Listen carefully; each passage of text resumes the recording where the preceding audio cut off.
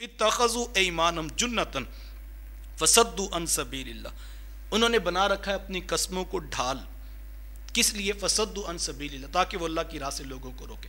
قسمیں اٹھا اٹھا کے جو ہے وہ روکتے کہ ان کے ساتھ نہ چلو۔ اللہ فرماتا ہے فَلَهُمْ عَذَابٌ مُّهِينٌ، کوئی بات نہیں محبوب، ہم نے ان کے لیے رسوا کر دینے والا عذاب تیار کر رکھا ہے، اور اس بھڑکتی ہوئی جہنم کے اندر جب ڈالیں گے تو یہ ان جھوٹی قسموں والوں کا جو ہے فیصلہ خود ہو جائے گا۔ لَن تُغْنِيَ عَنْهُمْ أَمْوَالُهُمْ وَلَا أَوْلَادُهُمْ، جس مال کی خاطر یہ منافقت اختیار کیے ہوئے ہیں اور سمجھتے ہیں کہ دولت ہی سب کچھ ہے، اللہ فرماتا ہے لَن تُغْنِيَ عَنْهُمْ أَمْوَالُهُمْ وَلَا أَوْلَادُهُمْ، نہ ان کو ان کا مال فائدہ دے گا، نہ ان کی ان کو اولادیں فائدہ دیں گی، اور نہ ہی کوئی اور شے ان کو اللہ کے عذاب سے ان کو نہیں بچا سکتی۔ اولئک اصحاب النار هم فیہا خالدون، یہ جہنمی ہیں اور ان کو ہمیشہ اسی کے اندر رکھا جائے گا۔ یوم یبعثهم اللہ جمیعا فیحلفون له کما یحلفون لکم ویحسبون انہم علی شیء الا انہم هم الکاذبون۔ اللہ فرماتا ہے کہ جس روز ان کو اٹھایا جائے گا، یوم یبعثهم اللہ جمیعا، جس روز ان سب کو اٹھایا جائے گا، فیحلفون، تو وہ قسمیں کھائیں گے، تو وہ اس دن بھی قسمیں اٹھائیں گے۔ جو آج محبوب تیری آنکھوں کے سامنے تجھے پتہ ہے یہ منافق ہے اور ہم تجھے بتا رہے ہیں اور یہ پکے منافق ہیں اور یہ آج قسمیں اٹھا کے اپنی جانیں بچا رہے ہیں، تو اللہ فرماتا ہے یہ مرض ایسا ہے ان کو کہ کل قیامت کے دن بھی جب یہ اٹھیں گے تو یہ اس وقت بھی فیحلفون له کما یحلفون لکم، یہ اللہ کے سامنے بھی اسی طرح قسمیں اٹھائیں گے جیسے محبوب تیرے سامنے قسمیں اٹھاتے ہیں۔ وَيَحْسَبُونَ أَنَّهُمْ عَلَى شَيْءٍ أَلَا إِنَّهُمْ هُمُ الْكَاذِبُونَ، اور خیال کریں گے کہ کسی ایسی شے پر تکیہ رکھ لیں جو ان کو فائدہ دے۔ الا انہم هم الکاذبون، لیکن یہی جھوٹے لوگ ہیں۔ استحوذ علیہم الشیطان فانساہم ذکر اللہ، تسلط جما لیا ان پر شیطانوں نے۔ یہ مسئلہ وجہ کیا ہے کہ یہ دوگلی پالیسی لے کر چل رہے ہیں، یہ منافقانہ رویہ اختیار کر رہے ہیں۔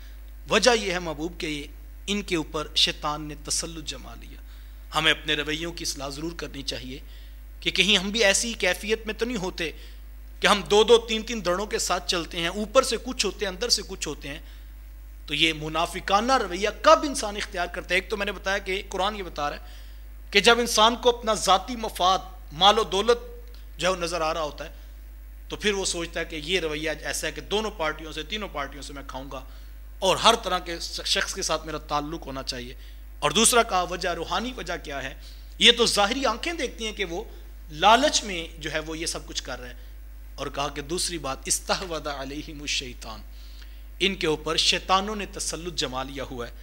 فانساہم ذکر اللہ، اور جب شیطان تسلط جما لیتے ہیں پھر ہوتا کیا ہے؟